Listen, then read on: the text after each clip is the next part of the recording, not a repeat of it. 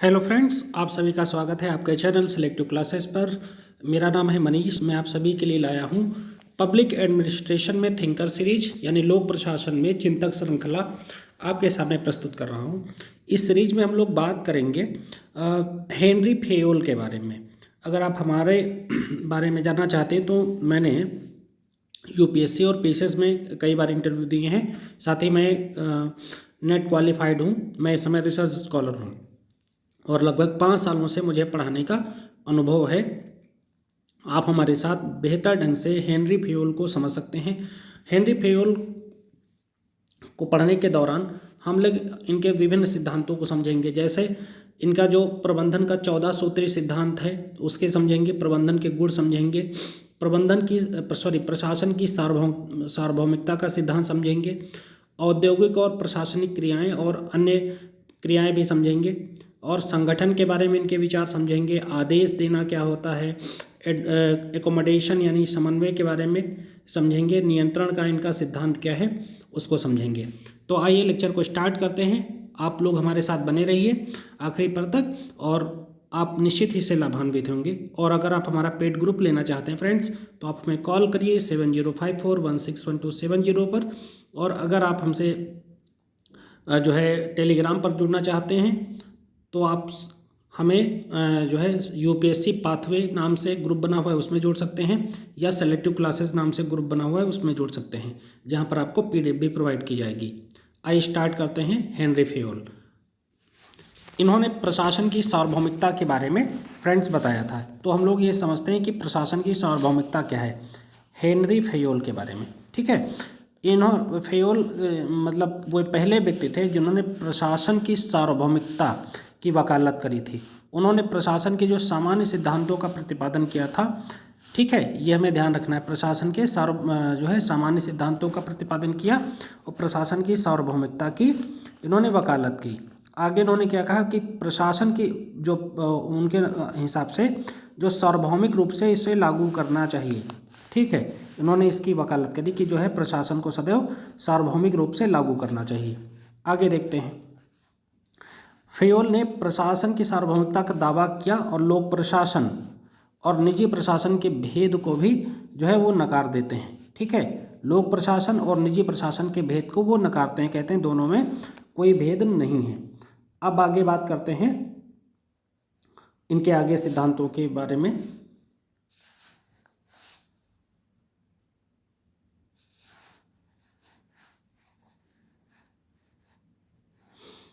इसमें कहते हैं कि प्रशासन विज्ञान के क्षेत्रों में व्यापक बनाता है, विज्ञान के क्षेत्रों को व्यापक बनाता है। आगे वो कहते हैं इसमें सार्वजनिक सेवाएं ही नहीं होती अपितु हर आकार, वितरण, स्वरूप और प्रयोजन का उद्यम शामिल होता है। ठीक है, आगे वो कहते हैं सभी उद्यमों में नियोजन होता है, संगठन होता है, आदेश होता है, समन्वय होता है और नियंत्रण होता है। ठीक है, वो कहते हैं सभी जो उद्यम होते हैं इनमें ये चीज़ें होती हैं। मैं दोबारा बता रहा हूँ आपको।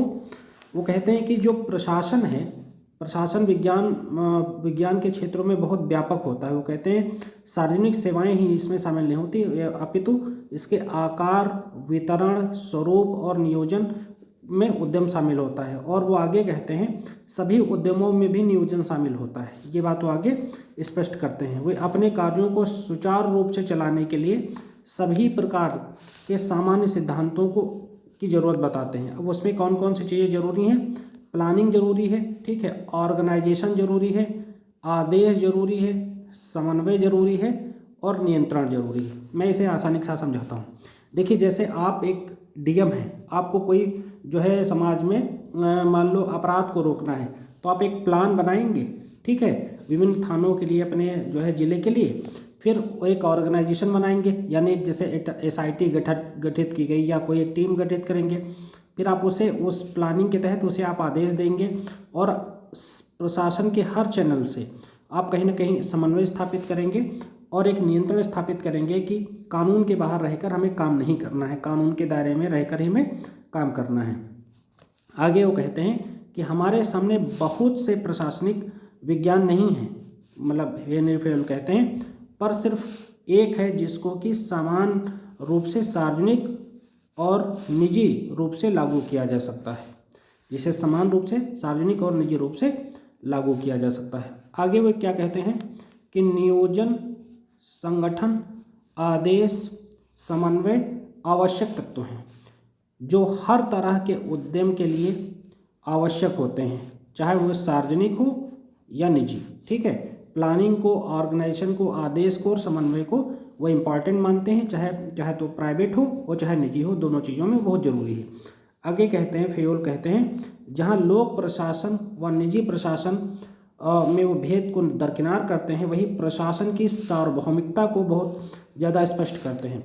यानी इसका यहाँ प्रशासन की सार्वभौमिकता से उनका आशय क्या है फ्रेंड्स, वो मानते हैं कि चाहे निजी प्रशासन हो चाहे सार्वजनिक प्रशासन हो, दोनों में जो है प्रशासन के तत्व लगभग एक समान होते हैं, बस उनका स्वरूप बदला होता है, उनका ढांचा बदला होता है। जैसे मान लो कि जो है निजी कंपनी में एक मैनेजर होगा तो यहाँ पर एक डीएम की तरह से वो काम करता है।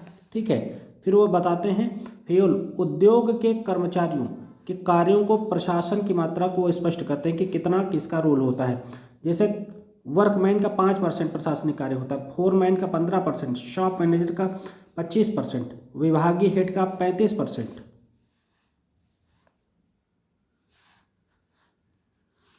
प्लाट मैनेजर का 40%, तो जनरल मैनेजर का 45% रोल होता है। तो इस तरीके से वो अलग अलग रोल जो है अभिव्यक्त करते हैं।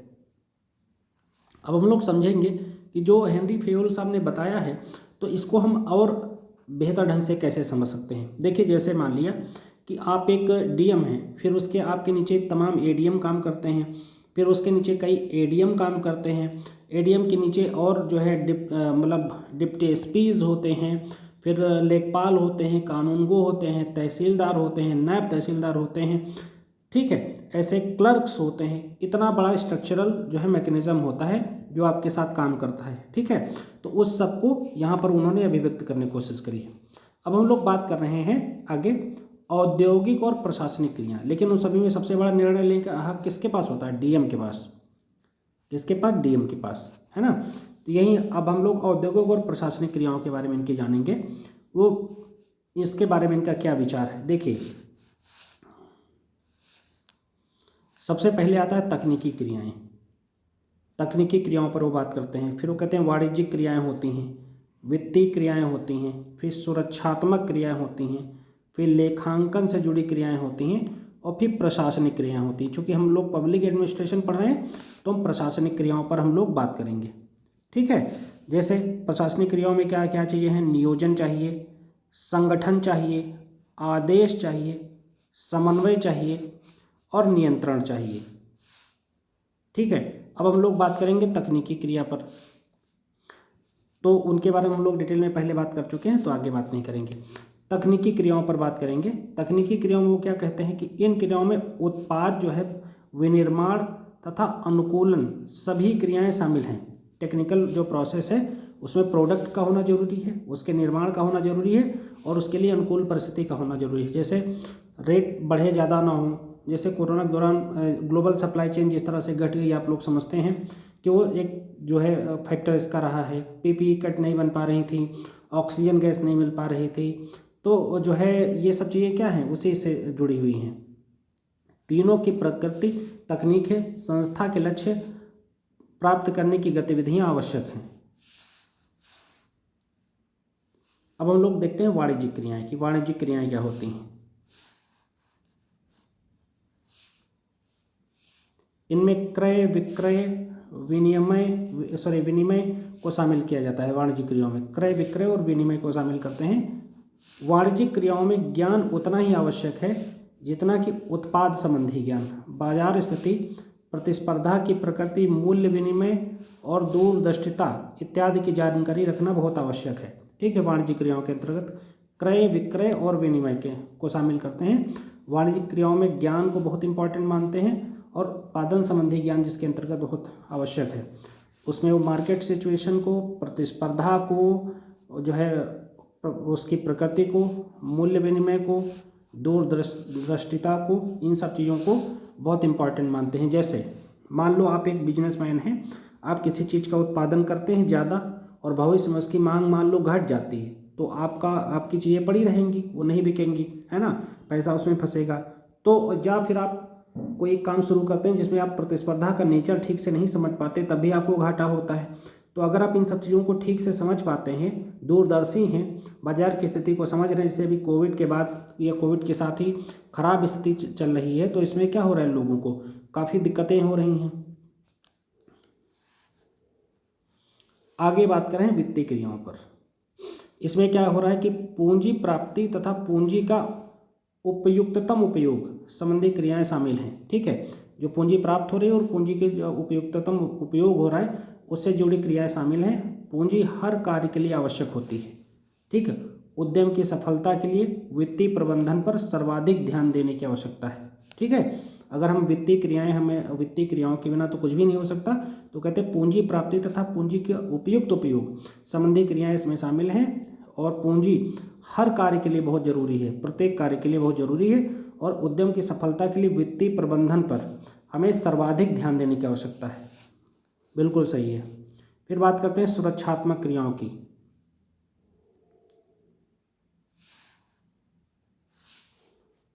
सुरक्षात्मक क्रियाओं पर बात करते हैं, तो इसमें वो कहते हैं व्यक्ति व संपत्ति सुरक्षा इसमें शामिल है। व्यक्ति व संपत्ति की सुरक्षा इसमें शामिल है। वो कहते हैं संगठन में कार्यरत व्यक्तियों को यदि अपनी सुरक्षा का पूर्ण विश्वास शामिल है तो वह संगठन में कार्यकुशल कुशलतापूर्वक कार्य कर पाने में सफल हो पाते हैं।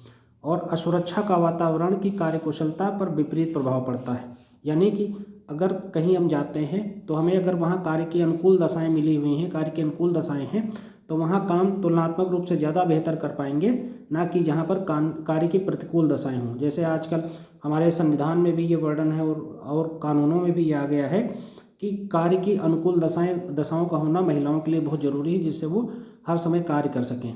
अतः आवश्यक है कि चोरी, आग, अतिवृष्टि, अन्य सामाजिक जहाँ गड़बड़ी होती हैं, जैसे हड़ताल, तालाबंदी, पत्थरबाजी इत्यादि से व्यक्ति और संपत्ति की सुरक्षा की समुचित व्यवस्था बहुत जरूरी है। बिल्कुल सही बात है।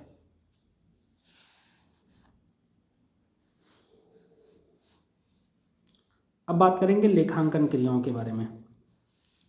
ठीक है, अकाउंटिंग जो है एक्शन है उसके बारे में। इसमें स्टाफ में संतुलन चाहिए, परीक्षण ट्रेंडिंग चाहिए, संतुलन पत्र चाहिए, लागत क्या है, आंकड़े क्या हैं, ये सब क्रियाएं लेखांकन में हमें शामिल करती हैं कि स्टाफ कितना है, ट्रेनिंग कितनों को मिल रही है, ठीक, संतुलन पत्र की क्या स्थिति है, बैलेंस शीट जिसको कहते हैं, वो कितना माल आ रहा है, कितना जा रहा है, लागत कितनी लग रही, उससे जुड़े आंकड़े हमें जानने की यहाँ पर आवश्यकता होती है।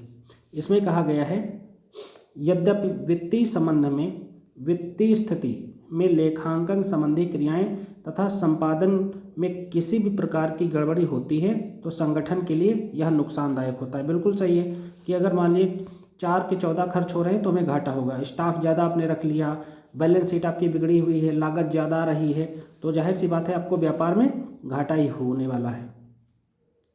अब हम लोग आगे बात करेंगे फेयोल के प्रशासनिक या प्रबंधकीय क्रियाओं के बारे में। ठीक है, तो प्रशासन का तत्व क्या क्या चीज़ें शामिल है उसमें पहला है नियंत्रण, दूसरा है नियोजन, तीसरा है संगठन, चौथा है आदेश और पांचवा है समन्वय। ये 5 चीज़ें फेयोल के प्रशासन तंत्र का बहुत इंपॉर्टेंट अंग है। तो आइए आते हैं इसमें। पहला है नियोजन, प्लानिंग।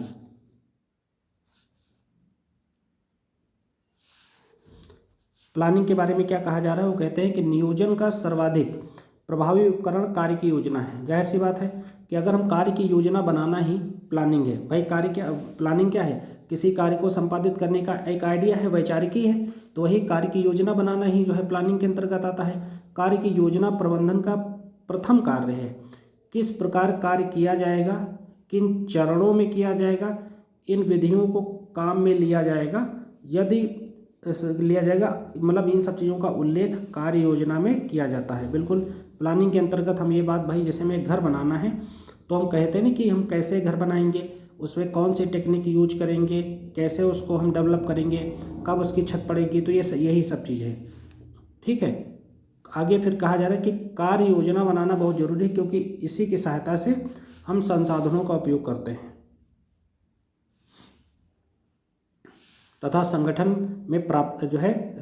की प्राप्ति में सहायक भी यह चीज़ है। आगे हेनरी फेयोल ने अच्छी कार्य योजना कैसे बने, ए गुड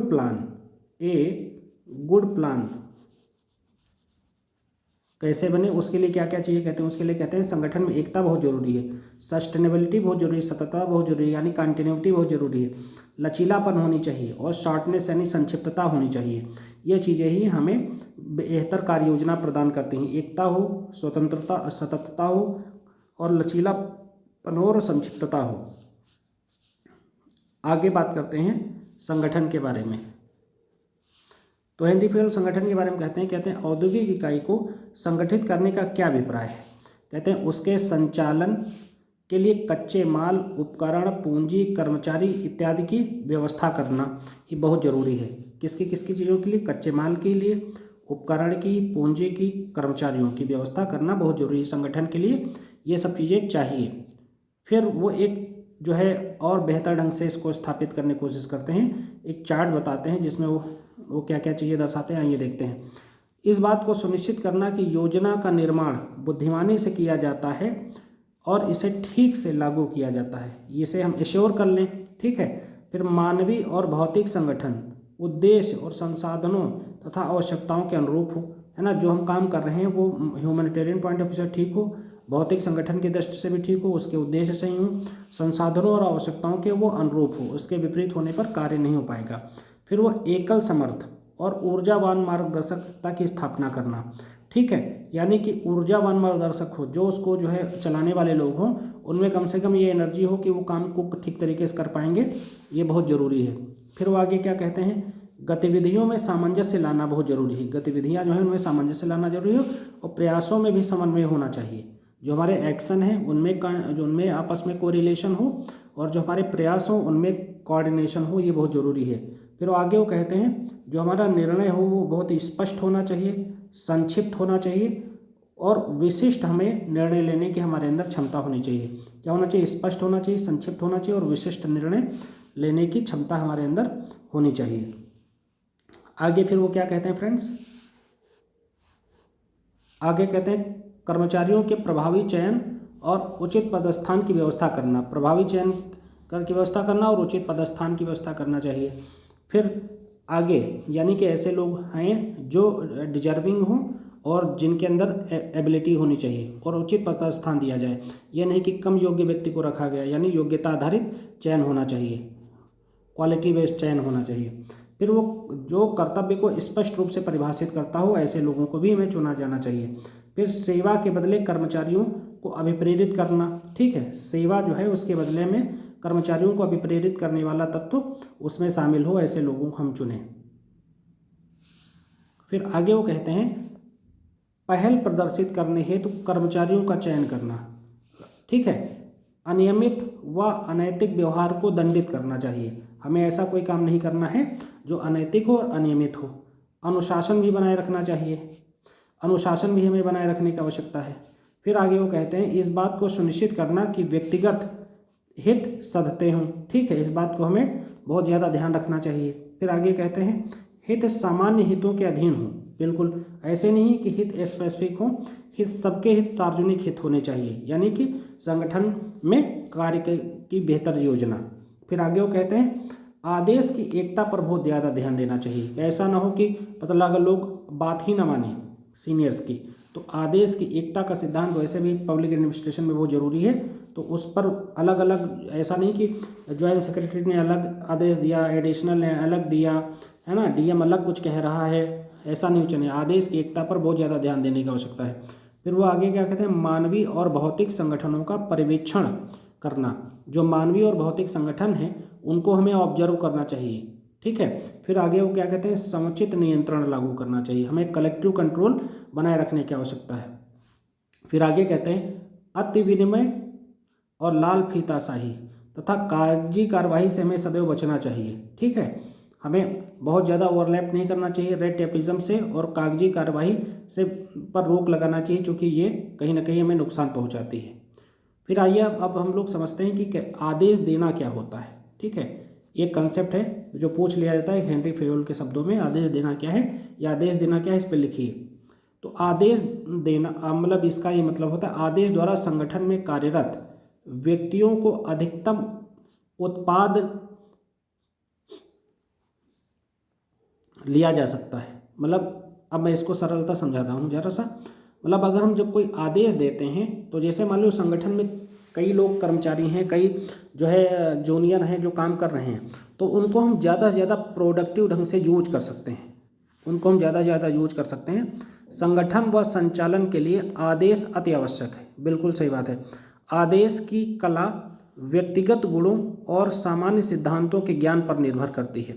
जो आदेश की कला है व्यक्तिगत गुणों और सामान्य सिद्धांतों के ज्ञान पर निर्भर करती है। कैसे?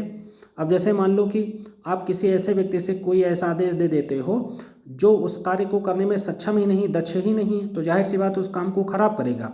तो आपका आदेश भी ऐसे लोगों को दो जो जिस काम में सक्षम हो। ठीक है, ये बात कही जा रही। फिर आगे कह रहे हैं आदेश का सिद्धांत संगठन की संरचना से भी जुड़ा हुआ है। एक आदेश देने की शक्ति रखने वाले व्यक्ति में निम्नलिखित बातें आवश्यक हैं। मतलब जो व्यक्ति आदेश देने वाला हो उसके अंदर भी कुछ क्वालिटी होनी चाहिए। वो क्या क्या क्वालिटी होनी चाहिए? जैसे कर्मचारियों की पूरी जानकारी हो कि कौन कर्मचारी किस कार्य विशेष में दक्ष है। अकुशल श्रमिकों को सदैव हटा देना चाहिए, अनस्किल्ड लेबर को काम नहीं देना चाहिए, ये कह रहे हैं। फिर कर्मचारियों को उससे जोड़ने वाली व्यवस्था अच्छी होनी चाहिए। मतलब कार्य से कर्मचारियों को जोड़ने का आपका मैकेनिज्म बहुत अच्छा हो। फिर वो आगे कहते हैं उसे एक अच्छा उदाहरण भी पेश करना चाहिए। ठीक है, यानी जो जो मतलब आदेश देने वाला है वो खुद अपने आप में, जैसे सही आपने कहा कि कल से 9:30 बजे आना है, आप 11 बजे चले आ रहे हो बिना ऐसे ही बने बेवकूफ़, तो फिर वो बात नहीं बनेगी। 9:30 पर आप जाएं, कहें तो आप 9:30 पर खुद आ जाएं।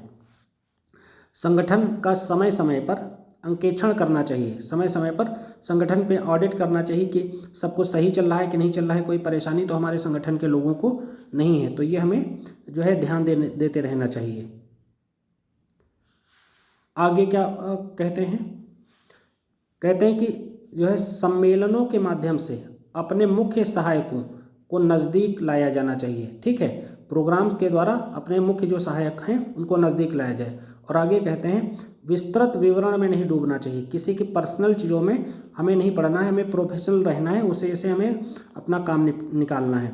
फिर वो कहते हैं कार्मिकों के बीच में, जो कर्मचारी हैं उनके बीच में एकता, ऊर्जा, पहल और विश्वास पैदा करने का लक्ष्य रखना चाहिए। जैसे होता ना कि अब बूस्टर मीटिंग हो रही है, तुम लोगों को एक टारगेट दिया जाता है अच्छे से करो, फिर तुम्हें हम जो है गिफ्ट देंगे, सैलरी बढ़ा देंगे, इंसेंटिव बढ़ा देंगे, प्रमोशन कर देंगे, ऐसा विश्वास दिलाना, मैं तुम्हारे साथ खड़ा हूँ, कोई परेशानी होती है, गलती होती है तो तुम लोग परेशान मत होना। इस तरीके की बातें करने से थोड़ा सा अच्छा प्रभाव पड़ता है। आइए बात करते हैं समन्वय पर। कोऑर्डिनेशन क्या है?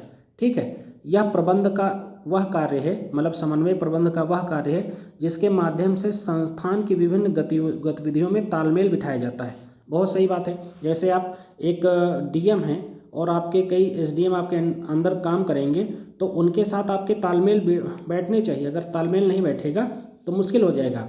ऐसे ही तमाम एसपी हैं, एसएसपी हैं जो आपके साथ काम करेंगे, तो आपका अगर उनके साथ बेहतर तालमेल नहीं है तो फिर वो मुश्किल हो जाता है शासन को और प्रशासन को साथ साथ चलाना। फिर इसीलिए हेनरी फेयोल क्या कहते हैं कि जिन संगठनों में समन्वय का अभाव है वहाँ संगठन के विभिन्न विभाग एक दूसरे के प्रति कोई जानकारी नहीं रखते और उनके बीच में सहयोग का अभाव होता है। अब देखो इस समय जैसे सरकार ने एक गति शक्ति प्लान लॉन्च किया है, तो उसका यही मतलब है कि जैसे पहले होता था कि रोड बन रही है और उसके बाद 1 महीने बाद पता लगा बीएसएनएल वाले उसे खोद रहे हैं, जबकि वो पता लगा 3 साल से बन नहीं रही थी, बन गई, उसके बाद वो उसे खोदते दिख रहे हैं। तो इससे दिक्कत क्या आती है कि रोड नहीं बन पाती, परेशानी आती है। तो अब ऐसा कोऑर्डिनेशन विभिन्न विभागों के बीच में हो जिससे वो रोड अच्छे से बन जाए। गति शक्ति योजना का यही काम है। ठीक है, ताकि वो उस पर एक्स्ट्रा पैसा भी ना खर्च हो और वो काम भी व्यवस्थित ढंग से हो।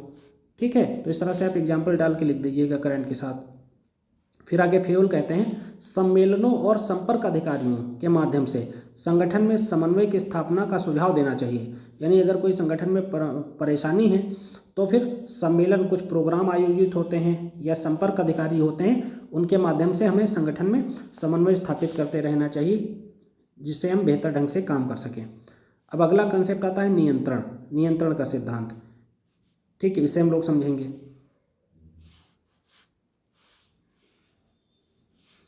फिर वो कहते हैं नियंत्रण का अभिप्राय इस बात को सत्यापित करना है कि उपक्रम की प्रत्येक क्रिया अपनाई गई योजनाओं, दिए गए आदेशों तथा स्थापित सिद्धांत के अनुसार ही हो रही है अथवा नहीं। मतलब अगर हम कोई ऐसा जो है तरीका अपनाते हैं जो इस बात को सत्यापित करता है कि जो उपक्रम यानी जो कंपनी की जो प्रत्येक क्रिया अपनाई गई है, उसकी कोई योजना अपनाई गई है, वो दिए गए आदेशों और सिद्धांतों के अनुसार है कि नहीं है। अगर ऐसा नहीं है तो समझ लीजिए कि दिक्कत है।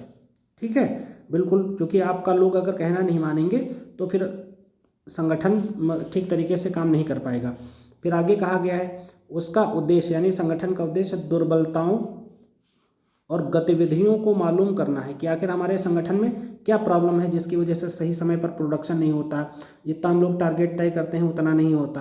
तो ये सब चीज़ें होती हैं। जैसे प्रधानमंत्री जी हर बुधवार को एक मीटिंग लेते हैं तो जिसमें ये चीज़ें तय करते हैं, रियल टाइम मॉनिटरिंग करते हैं जिससे समय पर उनको सुधारा जा सके और पुनरावृत्ति को रोका जा सके, जो बार बार गलतियाँ हो रही उनसे बचा जा सके। जैसे भारत विदेश नीति में भारत की सबसे बड़ी कमी यही है कि भारत देशों की मदद के लिए कहता है लेकिन उनको सही समय पर उनकी मदद नहीं कर पाता, तो वो देश अन्य देशों के साथ जुड़ जाते हैं। ये भारत के जो है एडमिनिस्ट्रेशन की खामी मानी जाती है। अब हम लोग बात करेंगे फेयोल के 14 सूत्री सिद्धांत की, जो बहुत इंपॉर्टेंट है। फेयोल के 14 सूत्री सिद्धांत। अब पहला है कार्य का विभाजन, है ना, व्यक्ति की क्षमता के अनुसार उसमें कार्य का विभाजन हो, और ये स्पष्ट विभाजन बहुत जरूरी है, बिल्कुल सही है। दूसरा है प्राधिकार और दायित्व। ठीक है, हर अलग व्यक्ति के अलग अधिकार हैं और उसकी अलग रिस्पॉन्सिबिलिटी है। जैसे मैनेजर की रिस्पॉन्सिबिलिटी अलग है, सेमी स्किल्ड वर्कर की अलग है, स्किल्ड वर्कर की अलग रिस्पॉन्सिबिलिटी है। तो अलग अलग लोगों के अलग अलग दायित्व हैं, समझ गए होंगे। अनुशासन बना रहना चाहिए। प्रत्येक विभाग, प्रत्येक जो है तंत्र के मध्य आपस में सामंजस्य और जो है अनुशासन बना रहना चाहिए, जिससे कार्य करने में आसानी होती है ना। फिर अगला है आदेश की एकता, यानी कोई भी आदेश जारी हुआ है तो उसकी जो है जो उस पर सभी लोग समान रूप से सहमत हों। ये नहीं हो कि जनरल मैनेजर कुछ कह रहा है, मैनेजर कुछ कह रहा है। ठीक है। अगला है निर्देश की एकता, जो उसको जो है निर्देश दिए जाएं उसमें भी एकता रहनी चाहिए। आदेश और निर्देश में आपस में समन्वय होना चाहिए। फिर अगला है पारिश्रमिक, व्यक्ति को उसकी क्षमता के अनुसार, ठीक है, पारिश्रमिक जरूर मिलना चाहिए। अगर व्यक्ति को उसकी क्षमता या मेहनत के अनुसार पारिश्रमिक नहीं मिलता है तो व्यक्ति में कहीं ना कहीं फ्रस्ट्रेशन आती है और व्यक्ति ठीक तरीके से काम नहीं कर पाता है।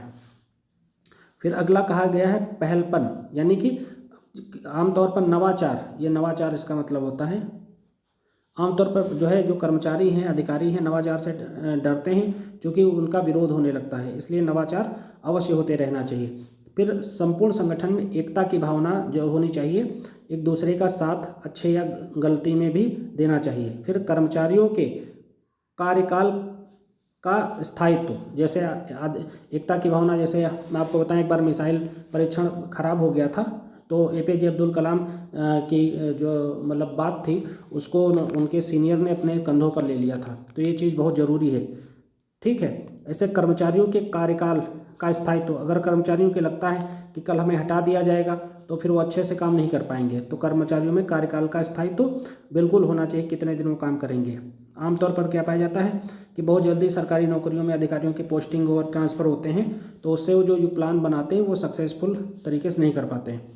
फिर है व्यक्तिगत का सामान्य हितों के अधीन दायित्व।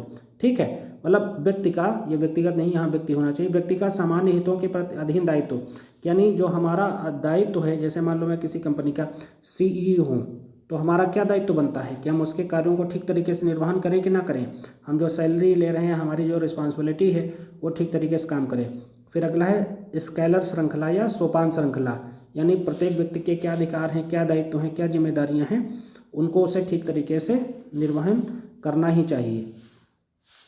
आगे हम लोग बात करेंगे प्रबंधन के गुणों पर। ठीक है, प्रबंधक के क्या क्या गुण उसमें शामिल होने चाहिए। पहला पॉइंट है फेयोल के अनुसार है भाई ये सब। ठीक, प्रबंधक के क्या क्या गुण होने चाहिए। पहला है शारीरिक गुण, जिसके अंतर्गत उसका स्वास्थ्य बेहतर हो, उसमें एनर्जी होनी चाहिए, जोश हो और उपस्थित रहता हो। ये नहीं कि अब अगर उसके अंदर जो है अब काम के प्रति परसिवरेंस नहीं है तो वो उपस्थित नहीं रहेगा, वो खुद ही नहीं आएगा समय पर, तो लोग क्या काम करेंगे। वो हेल्दी हो, स्ट्रांग हो तो लोग उसको खुद ही उसको आइडियल मानेंगे और काम करेंगे। सेकंड है समझने की क्षमता, अंडरस्टैंडिंग पावर अच्छी होनी चाहिए, अपने जूनियर की प्रॉब्लम को समझता हो, अपनी जो है विजनरी हो, आगे की सोच को जो है रखता हो, और निर्णय लेने की क्षमता होनी चाहिए उसके अंतर्गत, परेशानी में भी और सामान्य स्थितियों में भी उसके अंदर निर्णय लेने की बेहतर क्षमता अगर नहीं है तो वो अच्छा प्रशासक नहीं हो सकता। फिर है मानसिक शक्ति, मेंटली वो स्ट्रांग होना चाहिए। अगर मान लिया कंपनी किसी प्रकार के घाटे या किसी जो है चिंता की स्थिति में है, या प्रशासक आप हैं और आप कहीं दंगा हो गया है, तो वहाँ आप अगर मेंटली स्ट्रांग नहीं है तो आप खुद ही परेशान हो जाएंगे, इस सिचुएशन को हैंडल नहीं कर पाएंगे। फिर अगला है अनुकूलनशीलता, ठीक है, एडेप्टेशन होना बहुत ज़रूरी है कि कब किसको छुट्टी मिलनी है, कब क्या क्या टूर होने चाहिए, कैसे लोगों को फैसिलिटेट किया जाए ताकि वो ज़्यादा मेहनती ढंग से काम कर सके। ये सब जो चीज़ें हैं आपके लिए बहुत ज़रूरी हैं। फिर अगला है सामान्य गुण। फिर आप दृढ़ होने चाहिए, आप स्ट्रांग होने चाहिए, ठीक है, क्योंकि अगर आप दृढ़ नहीं होंगे तो आप काम नहीं कर पाएंगे, ना ही अपने कर्मचारियों से आप काम ले पाएंगे। फिर उत्तरदायित्व एवं सीखने की क्षमता, जरूरी नहीं कि आप में जो चीज़ें हैं वो सबके अंदर हों, ठीक है, आपके अंदर बहुत कमियां हो सकती हैं, बहुत से काम आप हो सकता है ना कर पा रहे हों, तो ऐसी चीज़ों को करने के लिए ज़रूरी है कि आप में लर्निंग कैपेसिटी भी हो, आप अपने जूनियर से भी सीखें और आप उनको सिखा भी सकें। तो ये सब क्वालिटी आपके अंदर होनी बहुत ज़रूरी है। आगे हम लोग बात करेंगे प्रबंधकीय प्रशिक्षण के बारे में कि प्रबंधकीय प्रशिक्षण क्या बला है। तो इसमें कहा गया प्रबंध की प्राथमिक शिक्षा स्कूलों में होती है। बिल्कुल सही बात है, मैनेजमेंट तो बेसिकली स्कूलों में सिखाया जाता है। प्रबंध की उच्चतर और विकसित शिक्षा, ठीक है, उच्च शैक्षणिक संस्थाओं द्वारा प्रदान की जानी चाहिए। यानी कि मैनेजमेंट, जैसे आप तमाम तरीके के MBA करते हैं, BBA करते हैं, आप BTech करते हैं, तो वहाँ आपको क्या सिखाया जाता है, यही सिखाया जाता है, उच्च शिक्षण संस्थानों में सिखाया जाता है। जबकि प्रारंभिक शिक्षा आपको कहाँ प्रदान की जाती है, घर में, परिवार में, मित्र मंडली में आपको प्राथमिक शिक्षा प्रदान की जाती है। फेयोल प्रबंधन में प्रशिक्षण को सतत प्रक्रिया मानते हैं कि लगातार जो नए नए आविष्कार होते रहते हैं उसके अनुसार कर्मचारियों को ट्रेन करते रहना चाहिए, और विश्वास करते हैं कि संगठन में प्रत्येक उच्चाधिकारी अपने तुरंत अधीनस्थ के शिक्षण के समान होता है। यानी हर सीनियर व्यक्ति हर जूनियर के लिए एक ट्रेनर की तरह से होता है, एक शिक्षक की तरह से होता है, जिससे वो क्या होगा कि जूनियर हमेशा इंस्पिरेशन उनको मिलती रहे कि हमारे सर से हम ये सीख सकते हैं, ये काम उनसे हम बेहतर ढंग से पूछ कर सकते हैं।